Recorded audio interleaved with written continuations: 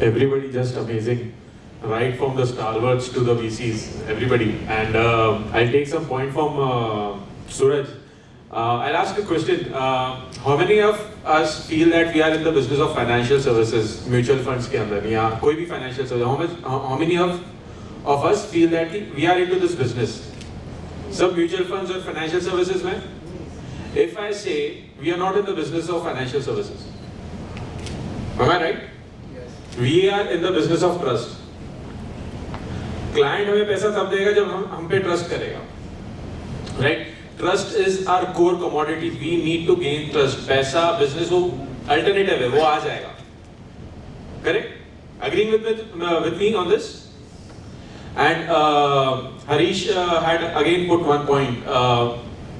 आपने कुछ कहा था related to client anchoring. Right? So client anchoring कैसे होती है? Client की needs को समझना, उसको अपने आप को उसके बूट में डालना. That is the core thing. अभी हम सब के पास कोई ना कोई business success stories है, right?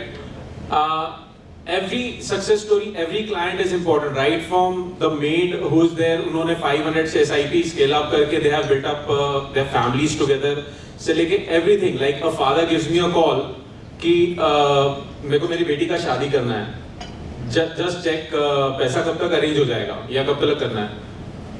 15 मिनट में कॉल जाता है, सर कल कर लो शादी, पैसा तैयार है. That's something which bothers him. पैसा तैयार है नहीं तैयार है, that is not the thing. The confidence what we give, वो client उसके ऊपर anchor होता है. So that is very important. We hold a lot of responsibilities on our shoulders, क्योंकि कोई बंदा पूरा दिन काम करके, पूरा साल काम करके वो हमारे भरोसे के ऊपर पैसा दे रहा है. So we take this responsibility to park it at right end. Returns is not the criteria. जब उसको पैसा चाहिए ना, उसके हाथ में पैसा आ जाना चाहिए, चाहे वो 2008 हो 2020 हो. I have one case where a client was in hospital. उसकी कंपनी ने कोविड का क्लेम रिजेक्ट कर दिया था, जो उनका ग्रुप इंश्योरेंस वगैरह था, and we had to withdraw some money from the finances. तो हम लोग ने अगर रिटर्न्स को फोकस में रखे सारा कुछ अगर रिस्की एसेट में डाला तो काम नहीं होता था. Asset allocation is the core and most important thing. Success story is the outcome of our behaviour. I will close with this thing. Human being is a outcome of what he has seen in past.